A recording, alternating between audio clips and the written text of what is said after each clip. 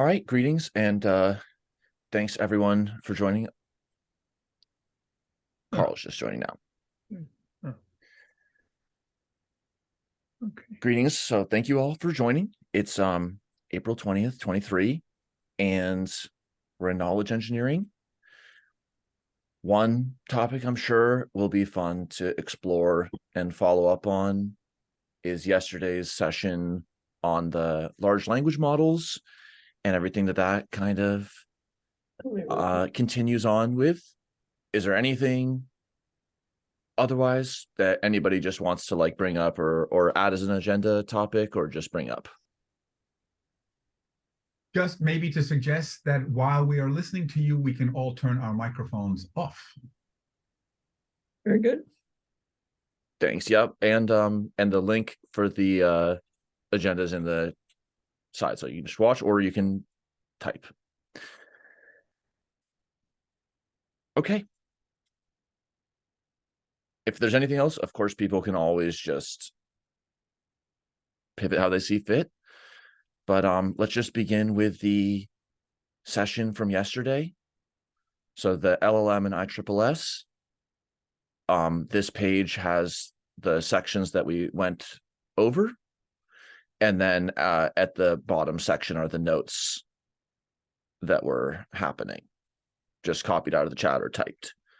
So any overall like thoughts, or just please, people can give any length of reflection or just extension of how they see it.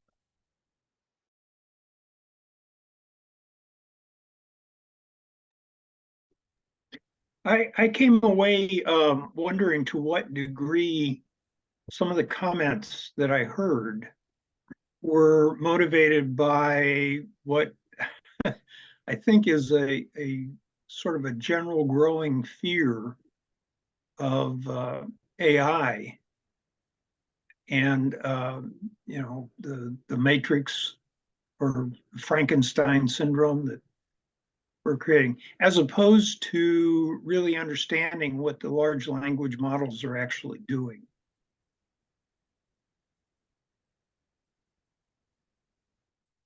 Yeah. I think it was great that you actually called it LLM, or LMM, language model, LLM, large language models. And I was sort of reminded in a sense of how my grandchildren and my children, as I observe them, grow up. I mean, they grow up to an extent repeating their parents' way of talking to an extent. And so in a way, and how much they connect sort of sentience and intelligent processing is an interesting developmental observation. But the fact that they're language models without a connection to a knowledge model, and you made that distinction, or they could be connected to a knowledge model, I think is an important distinction. This is a rapidly evolving topic, and I do think that you, Daniel, have a particular focus on it with your other work that you're doing at the university, and there could be a need to run some training sessions on the language that you use or is used by you and your colleagues in this work, and even to explore the nature of large language models and the connection or not to knowledge models. So I do see a possibility somehow of arranging beyond what we do here in the meeting, which is very specific to ISSS. Not that wouldn't be, but in order to build the competencies to have an intelligent conversation about how to apply this opportunity, if I can put it that way, to ISSS, is what is of importance, I think, and to system science in general.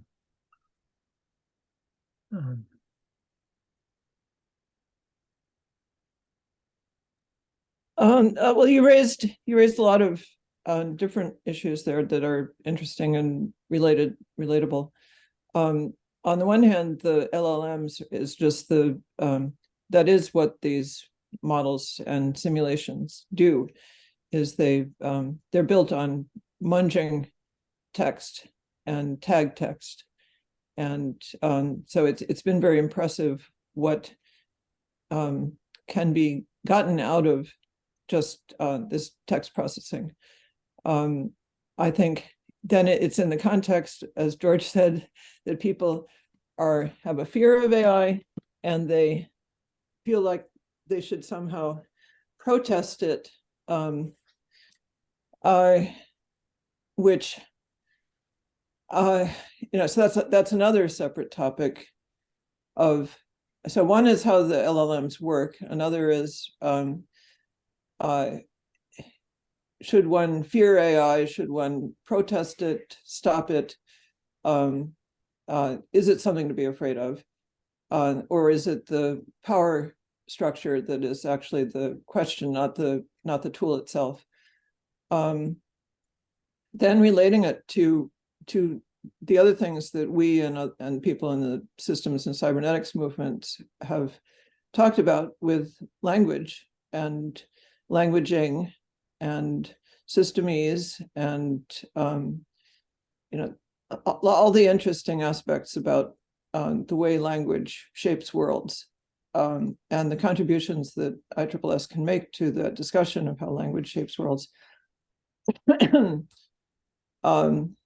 That's another topic. And then what to do with the archives and how these tools can help synthesize the insights from the systems archives to bootstrap the common people into a more sophisticated understanding of how language relates to the world, and so that a broader public is in a position to participate in the questions about how these things are used, rather than it just being used by the elites.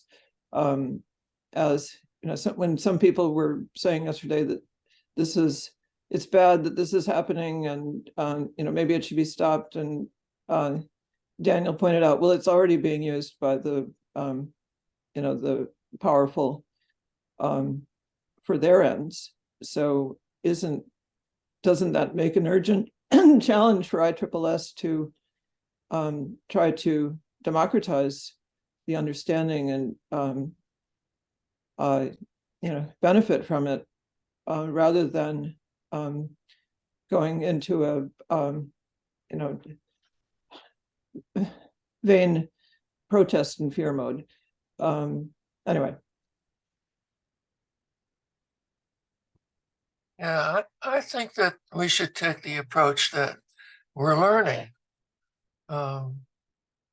and to see what, in order to apply it to ISSS, we need to know what questions to ask. We don't know yet, and it's not just something in a tube you squirt out.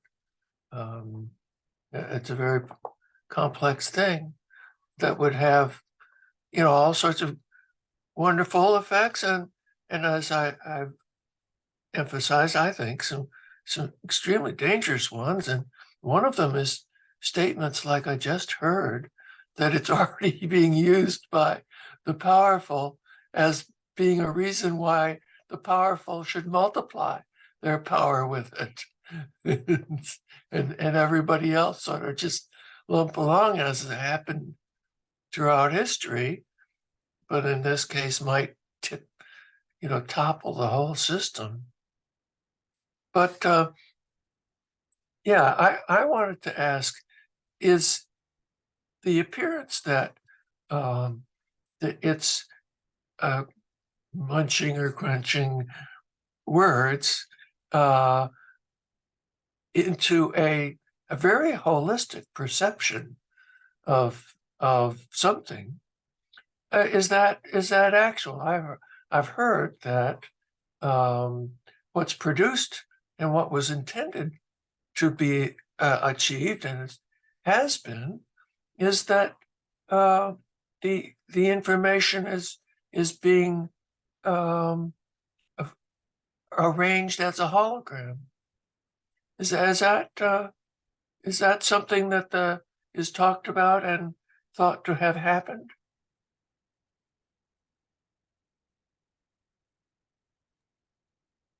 That's a very good question. Just short thoughts on this, because it's awesome that there's many people and we can get a lot in.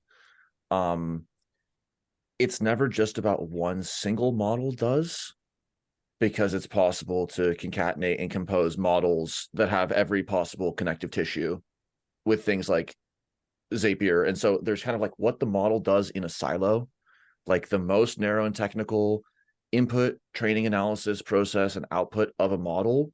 And then there's like the architecture of how these models are interplaying. So what are sometimes described as limitations of what the model silo can do or be in a broader context where you can juxtapose models or integrate inputs, it has like emergent functionalities.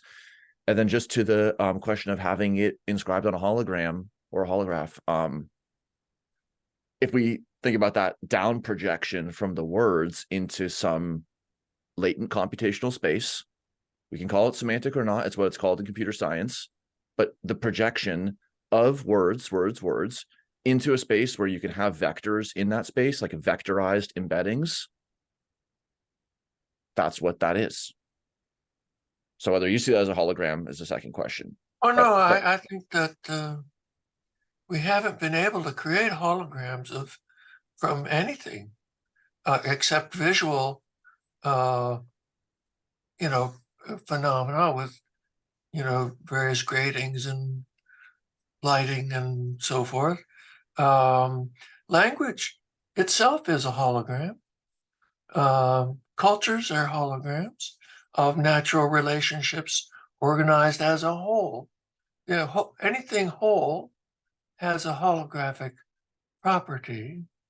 And I think it's fascinating that the models have captured more than you would expect of the holographic relationship between words of a language, even without any understanding.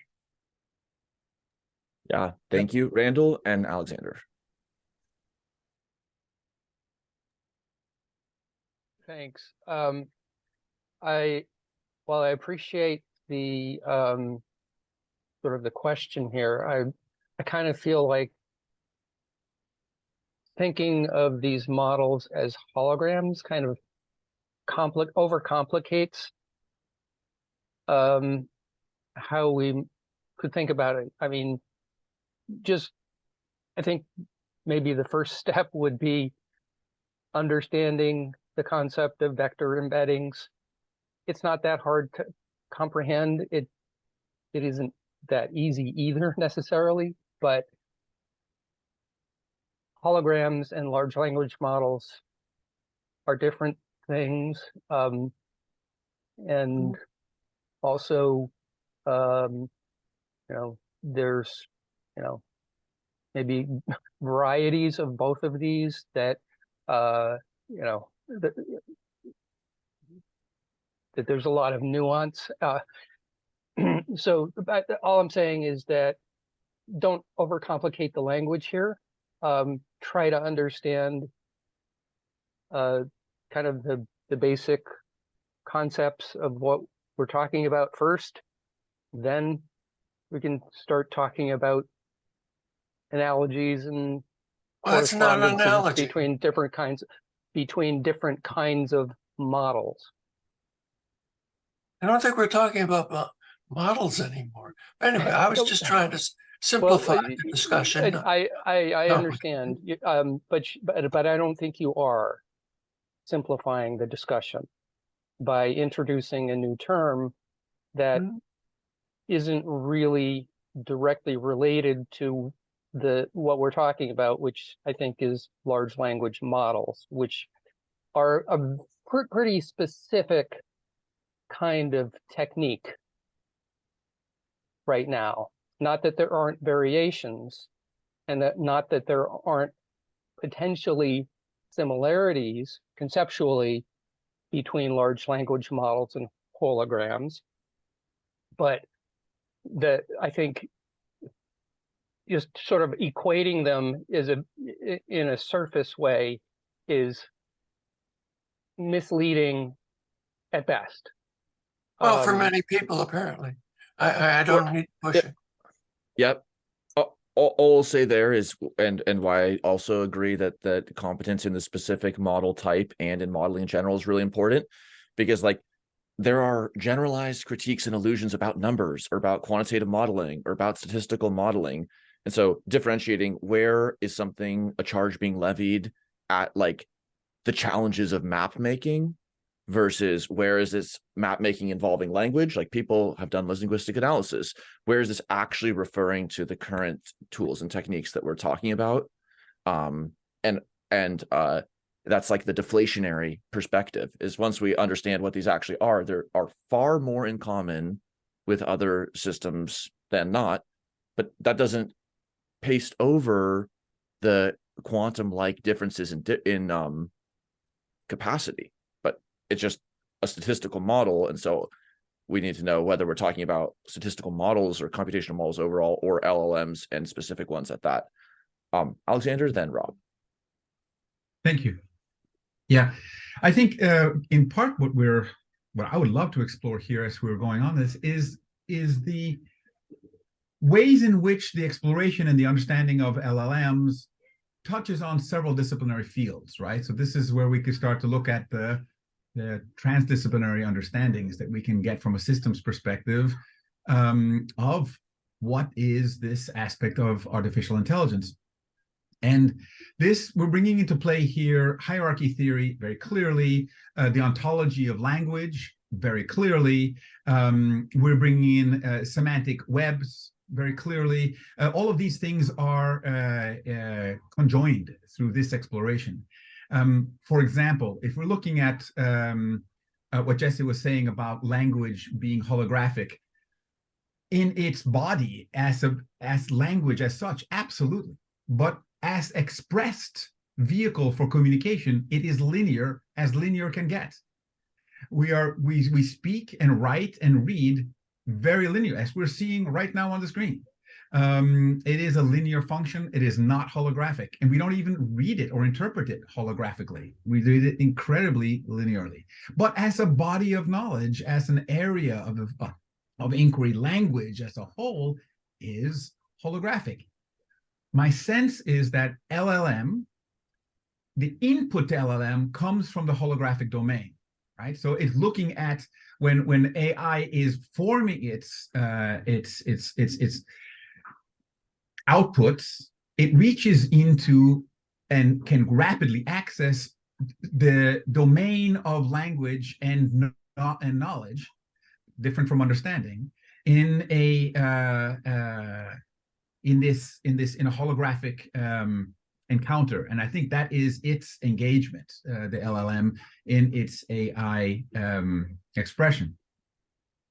The output is, again, linear, not holographic. We're seeing language in the terms, in language strings. So I think that one aspect, and I'll wrap up here and pass it on to Rob, but one aspect I'd be very interested also in exploring is perhaps three different systemic models of this. One is the theoretical frames of what is an LLM, what are the domains, what constitutes the holographic component, the linear component. So that's a kind of a meta study that is a theoretical framing. That can be done kind of generically. Then there is an interactive study, which is a second level of that the systems community could explore. And the interactive study would involve us seeing how do we use large language models to co-create meaning and indeed possibly realities, right? So how do we co-create our world but this is through an interactive exploration, and it would mean very much more experimental. The third way that we would explore it would be, how does the ISSS use LLM to augment presentations, to enrich the discourse, to further its particular agenda. So that's not so much a study as a question of an exploration of the pragmatic utility of using the LLMs. So these are three different kind of explorations that I would love to see happening. I'll end there. Thanks. Great. Thanks so much, Rob. This seems to be a hot topic, not only within this meeting, but in society, in the ISSS. It's generating great discussions, and like any new technology or new thing, it raises great questions as well, or makes us examine our identity ourselves in hopefully good ways. My thoughts are, I'm very much project-based, I guess, maybe a bit pragmatic, maybe a bit scientific, and I'm trying to make sense of the next steps, or what's going to spin out of this. And we've had lots of proposals, probably more proposals than people have energy or time to do. So I'm wondering, the two things that seem to have emerged from yesterday's presentation as spin out proof of concept, if you like, projects to help us address a lot of these questions are one, the demonstrations, Daniel, that you did showing LLMs applied to the ISSS content and material encoders. And I presume you will continue that interest in some way, depending on how many people come on board and where the strategy goes. The other one that I'll just remind, I think was raised, was I think Yanis's talk about spinning out a structured dialogue, maybe into one of his SIGs or another SIG. And that seemed to be not so much learning about what LLMs could do on it for individuals, but about trying to develop a conversation at the social level, possibly in line with your trim tab analogy about how small discussions might help steer the ship of society. So what I'm trying to say is a call for, maybe we need to do some proof of concept steps, and then we can re-engage in this conversation with some more data and some more evidence-based thinking. Thank you, Alexander, and then anyone else who raised their hand. Yeah, sorry, I don't mean to monopolize. Just very quick, a meta comment here about what we are doing right now. The extent to which we are technology focused, and the extent to which we are human focused, it has a lot to do with the interface. When we are writing papers, composing things, making meaning, using large language models, we're moving into the machine domain, let's say, in terms of our partner in meaning making. Somehow I think that what we're doing right now is in between, because we're talking about this with each other, but we're not looking at each other. We're looking at a screen of text that's being formed here, rather than having a gallery view where we're seeing each other, and the focus is on the human beings. The focus here is on text that is being written, not on the human being. So we're missing so much of the visual cues that have to do with people's surprise, people's interaction. I see only a few small screens of people's faces, but I don't get to see the surprise that people might have in some comment, or the et cetera, et cetera. So again, we are now moving this particular discourse in toward the more, let's say, machine culture. And again, this whole discourse is about the questions of how do we work with AI, really. And so I would personally would be more comfortable looking at each other and having the conversation virtually face to face with a gallery view rather than looking at the text that's being written, which is great, but it's also, for me, more distracting than enriching because I can see it afterwards. But I don't want to suggest that we should do, no, please don't do it because I'm saying this. I don't want to control where we're looking. This is your show, Daniel, so please.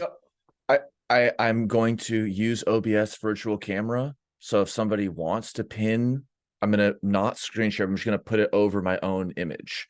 So then I agree. People should be able to choose it. But another even point is, one take is like, well, when we see our micro expressions or whatever, then we can have a higher bandwidth of communication.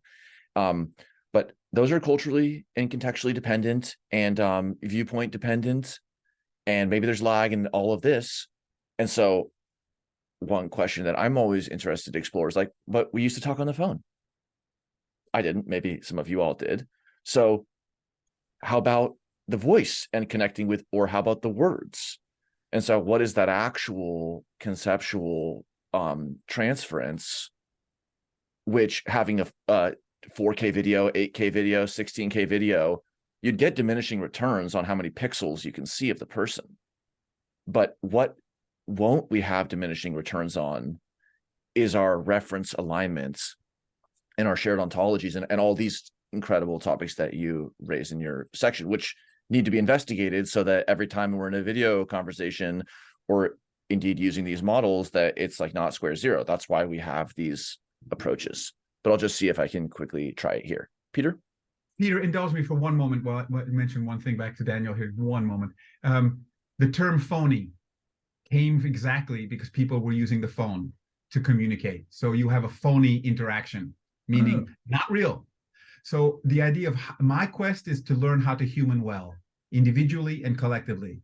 And that means, again, yes, I understand the reference point can be solid when you have the data levels. But again, how do we do this in a way that actually connects human beingness, human kindness? How do we human well? And how does technology augment that?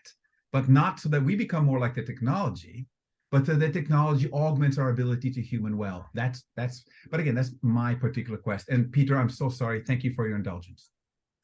Anytime, Alexander. It's my pleasure. I've always been interested in the way in which technology or any environment, and I'm thinking of Christopher Alexander's work, for example, shapes the human interaction. And so, yeah, now I've just switched to the little postage stamps again. So it would be very, I think this is crucial. And it's always been a feature of the work that we've done online. I say we, the College of Exploration, and then my colleagues before in a group called Meta Systems Design Group, where the meta system design was always upfront about the contextual setting for the conversation. Now, I agree with you, Alexander, and I think that's partly why we split, if I can use that word, the two conversations when Daniel began as VP of Education and Rulin got him and I together to talk about the web, essentially, and we morphed it pretty quickly into education. And then from education, we raised the issue that there's a lot of resources out there and there is a lot of technology out there that we should employ in some way in order to access all of the work that's gone on to digitize the ISSS resources at the very least. So I do think that we could offer some help to make it more human, well, encouraging or facilitating, or I mean, I am looking forward to, the only reason I want to go to South Africa really is, apart from seeing, yes, the big five and helping Rulin, is to actually just go and see everybody, frankly, that turn up.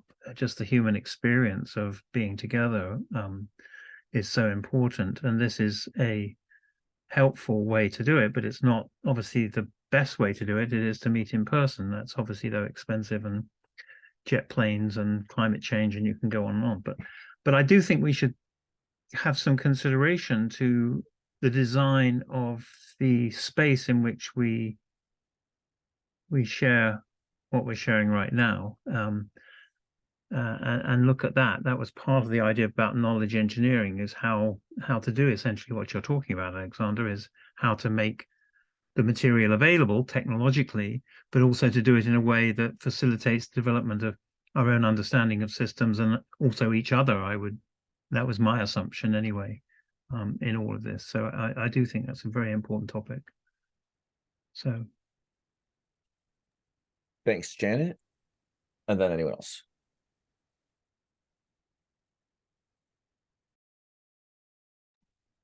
Okay, let's see. This relationship between humans and machines is sort of the ongoing struggle of the systems and cybernetics movements for, I'd say, 250 years. And I think it's interesting, and there are interesting dialogues around it. But what we're facing here with the archives is, unless we can use machines to help us to bootstrap the synthesis of all of these individual human products, where people are trying to stand on each other's shoulders, but it's been so hard because it's so hard to the language issues, and the people tend not to build on each other's stand on each other's shoulders and build on each other's work. We're facing, we have an opportunity here to use the technology to provide an overview and a synthesis and a roadmap and the periodic table of systems and all the things that people have wished for, but they were always reduced to individual work and starting over from scratch, and that fragmentation that came from just the capabilities of individual humans. And I think that's the most exciting challenge and opportunity with the LLMs, that these other issues are very interesting, but I personally feel like I don't have time to get into those. We have an imperative in the society, I think, to honor the legacy of people who have asked these ethical and philosophical questions about power and language and humans and machines, and how to be human in a world of human machine hybrids. We have an obligation to them to try to synthesize and make their work accessible. And I just fear that the other interesting topics, I'm too old, I feel, to spend time on that, because I've been working on this this synthesis project for 40 years, and I know other people have as well. And it's just, the synthesis is this massive challenge that we have an opportunity to address better with the tools. Thanks. I really resonate and agree with that. Like, for all the other side of the coin of the discussion, that this averages out over voices, which, by the way, is not in principle. You can make models that have individuation and so on. But the flip side of the coin is it creates a semantic infrastructure, or an information infrastructure, however you want to think about it, that is bigger than any one of us. So for me, I approach it from like a stigmergy perspective, with feedback and modifications of the environment. And the kinds of modifications that people made from their niche were bespoke, sometimes exquisite, but ultimately always custom. And then what people received from the niche was, and is always happenstance. Search engines allowed us to retrieve specific niche modifications. And now this is something like that in terms of our epistemic foraging. But these knowledge infrastructures that are being built, it's not just the Dewey Decimal System with where to find that specific book.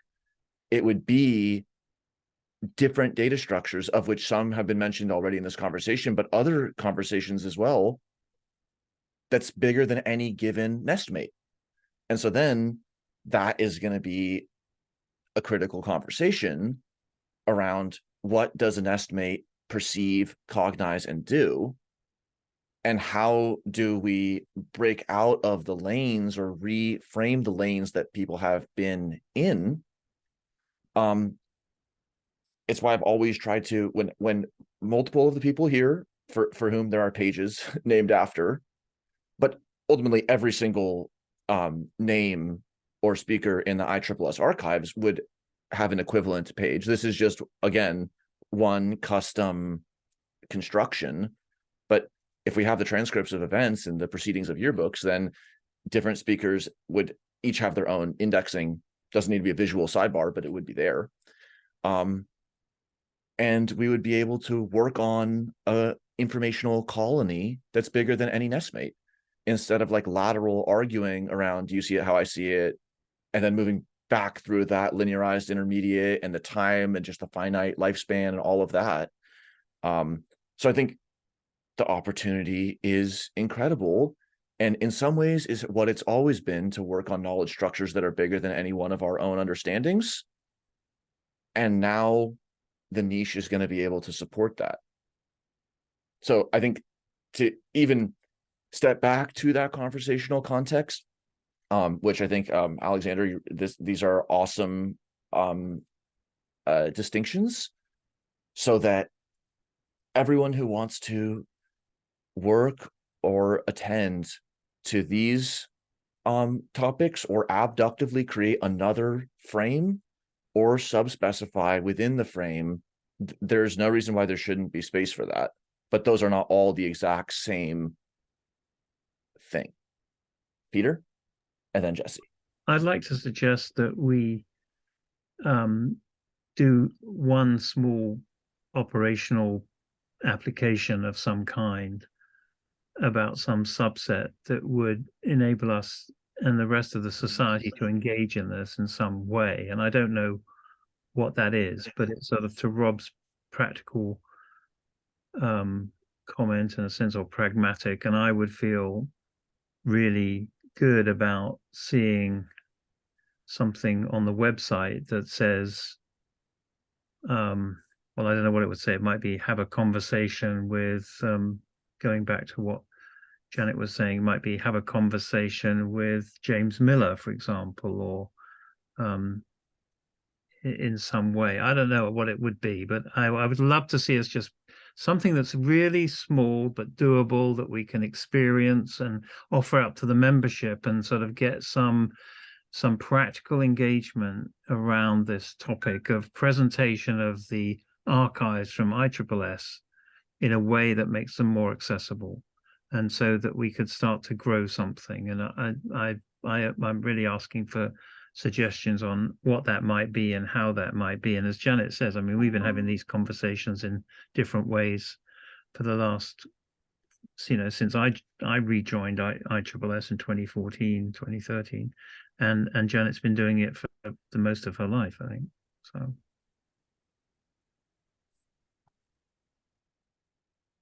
Thank you, Jesse, and then anyone else who has their hand raised. Yeah, yeah, I agree with Peter. Makes very good sense. I think maybe the topic would be to hang up the phone and to do a couple of annual meetings, and so we can see the difference between one meeting and the next, or something like that. And one of my major complaints about conversations in the ISSS is the redundancy, that we keep repeating and repeating and repeating the same points of view without there moving much, and it's a lot of work. And I don't know what would, something needs to move that. I have found that both the Google and Microsoft chatbots are very good at asking questions too. So, you know, it might be, there are a lot of different ways to use it. But I always have to say, I am really worried about what the economy will do with them, because the economy has been multiplying the rate at which we have to reorganize our lives for a couple hundred years, doubling it every 20, 25 years. And we're over the top. But Yeah. Few pieces on this. Redundant or degeneracy in conversations, not that behavioral kind, but the complex systems kind, I think is absolutely fine when it's recognized for what it is. People talking about sports they love and songs they love and so on.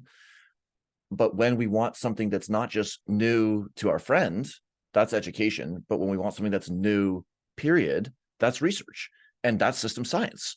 So when we want to be a co-working team of epistemic foragers pushing the frontier of system science, then we do want to build, because we don't just need the lateral informing or worse. However, inside of the space enclosed by system science, I think it makes sense that almost all conversations would have repetitive elements. And I personally love the basics of system science and all these topics. So I'm not bothered by redundant conversations, but one thing that was friction for me, leading me to undertake ultimately this entire bifurcated effort, is when I look at the work of people who have made such incredible contributions and they're in partially aligned languages. And no one is going to be able to sample everything, let alone synthesize it internally. So it's like, I see people lobbing around these huge asks. Like, could you just read this chapter of my textbook? And it's like, that may be even true. But in a attention and time limited situation, it's not reasonable that all of these people and the 7,000 more that aren't listed are going to do edgewise back and forth via email and sending PDFs and things like that. Like, we could all work on the same information architecture. And because some of the inputs and outputs would be language, it would be what today is called LLM, but it's just information systems, information architecture, system science. And I think that is that incredible opportunity that Janet mentioned.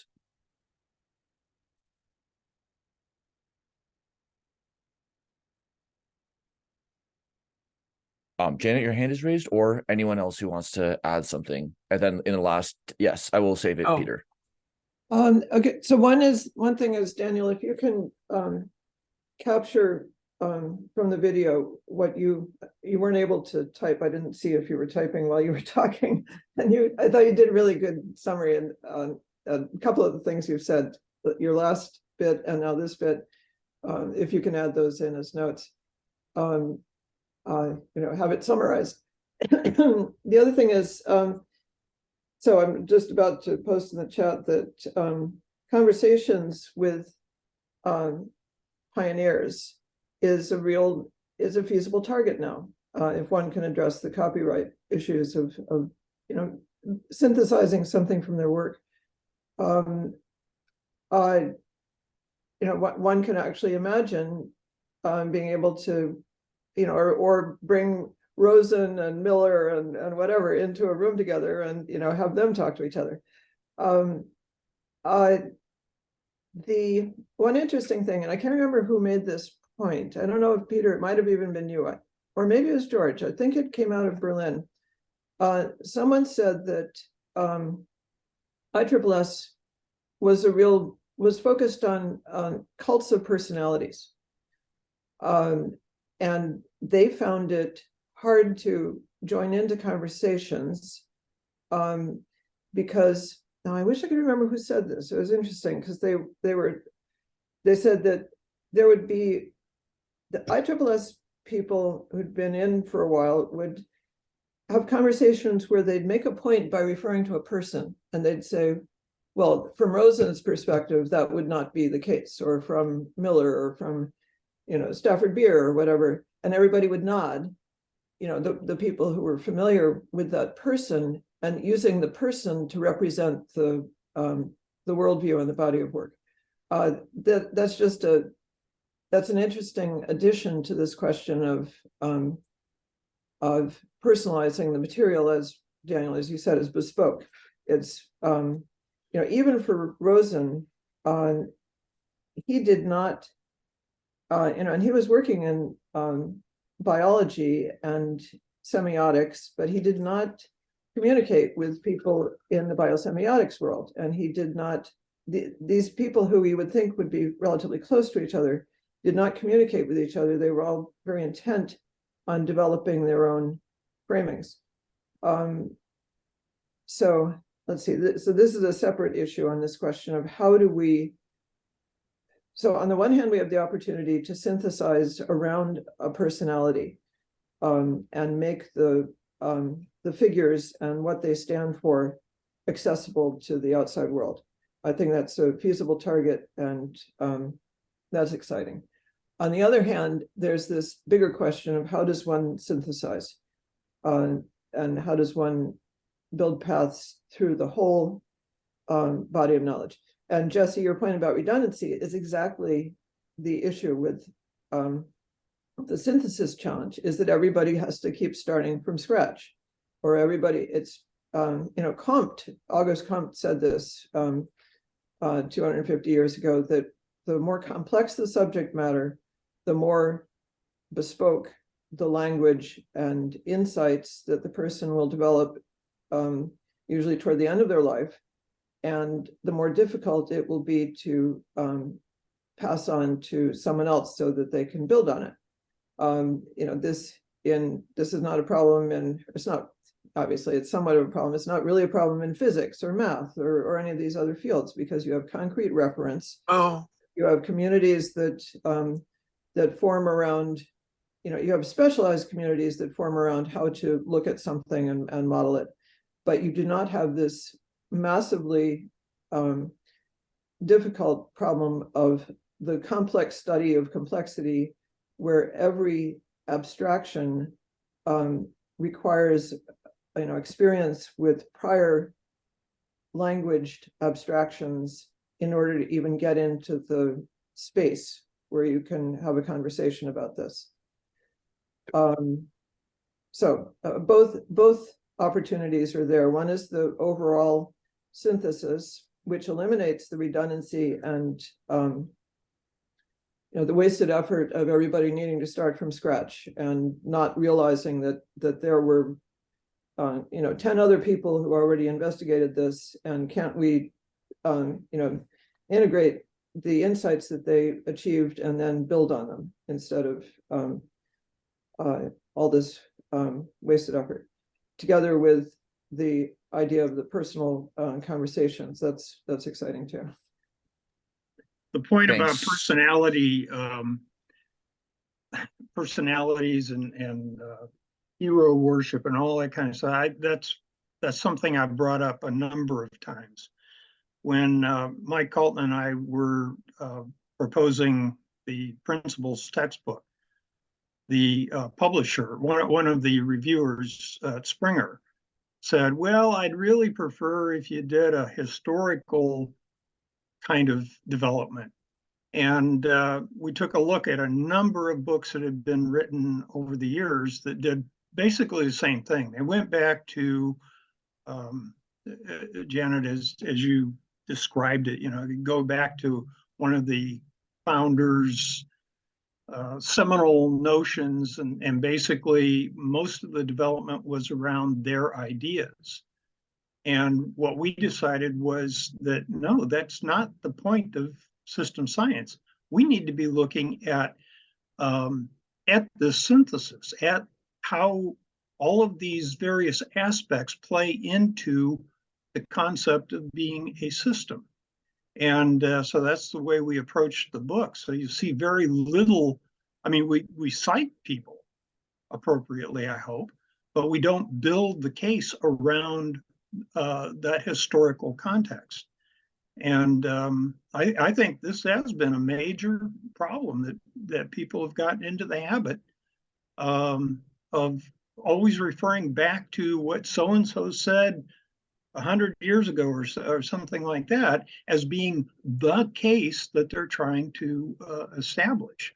And I've said this also before. The last conference, I had hoped we would see examples of advances in system science, and there wasn't one single paper that you could really call an example of advances in system science. Right. So Yeah, I'm glad you recognized that. So now I remembered that it was you, and I think there are two extremely important points. One is the overall synthesis that you're talking about, and the other is the fact that having touch points of the human experiences of these people who were working in particular fields for particular reasons, and developed the material they developed. That human perspective around the personalities is part of how you understand the richness of the field. So I think they're equally important projects. I don't think that one can, I think that the ideal is that we develop the two in as complements, so that one could, one can move from one space to the other. That is a vision of that I think is a feasible vision for ISSS to be able, because there's more insight when you understand how a person came to develop the theory that they developed, in a historical context, what their tools were, what their constraints were, that kind of thing. In any subject, in studying math or physics or whatever, the human perspective gives you this massive richness that you lose if you just try to synthesize down to the axioms.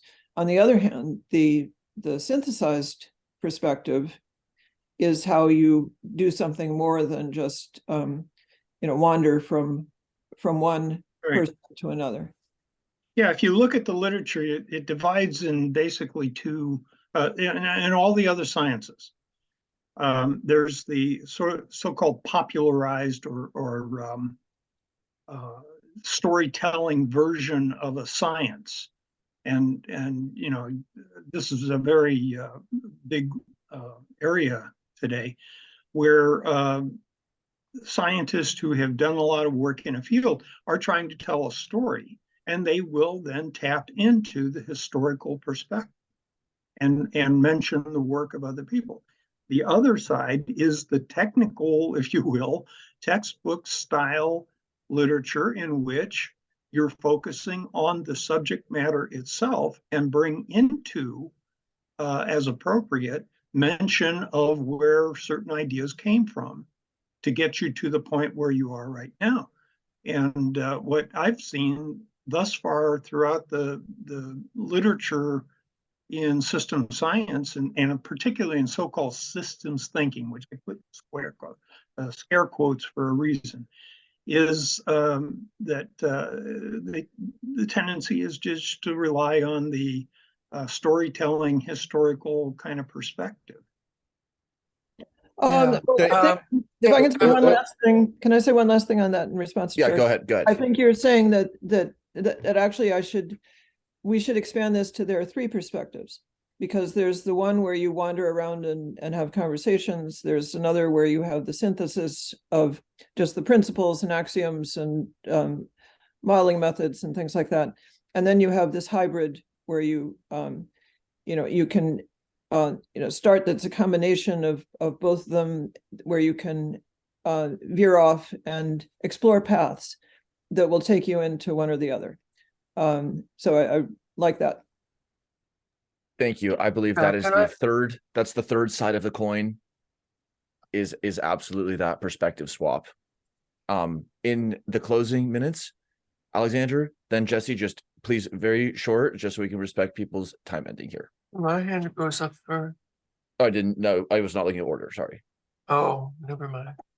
Alexander, go ahead. I'll be really quick. Anyway, I do have to hop off in 2 minutes, but I'll be really quick just to say what I'm hearing, George and Janet, what we're talking about, or I'm hearing, is point of reference. What is the point of reference? It's going to be big men and big ideas, as it has been often in the history of Western thought. Is it going to be artificial intelligence? Where are we turning to? How are we co-creating meaning? And I think point of reference, this, when we're talking about large language models, is very relevant about how do we co-create our meaning with each other and with technology. Thank you. Thank you, Alexander. Talk to you next Yeah, I time. was gonna Jesse? say that there was some advance in system science last year. One of the things I presented was part of a longer paper was how natural growth solves all these problems. And that's that the seed turns up in every leaf. And so the system gets to work as a whole because it has an image of the whole in every part.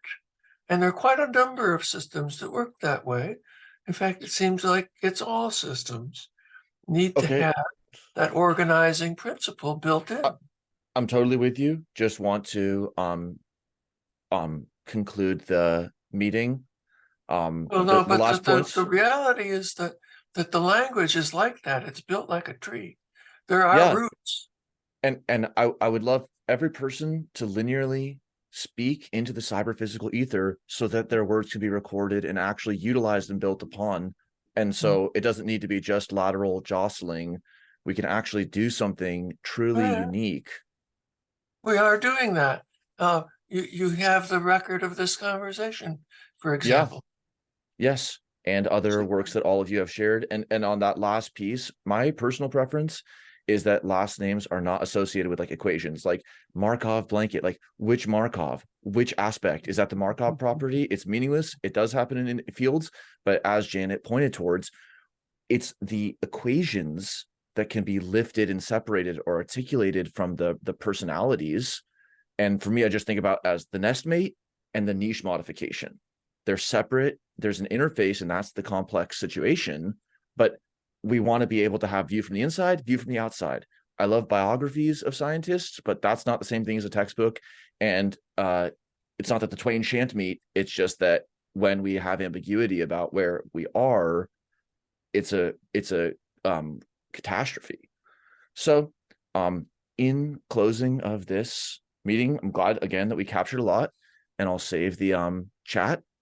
Everybody has access, but first, before I save it, I will put in the links to the chat. Everybody is welcome to add their input stigmergically and to resynthesize and to work on this however they see fit. And then people can email education@ISSS.org or comment like at Daniel if they want to like go further or do more in the times between. So I hope we can actually continue it, and I believe that we will. Like certainly on a weekly basis, we pick up and do this. But if people make contributions, they want it to be seen, tag me or email me, and we actually can move it forward.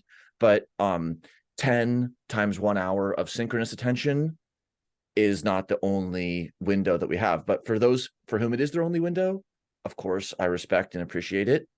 And for those who would like to do more than just peek into a window, let's do this so that we can have something and iterate on it.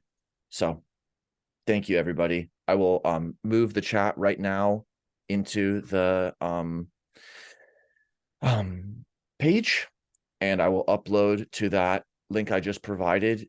You will be able to see the recording. Okay. Very well. Thank you all. And you're wonderful. Farewell.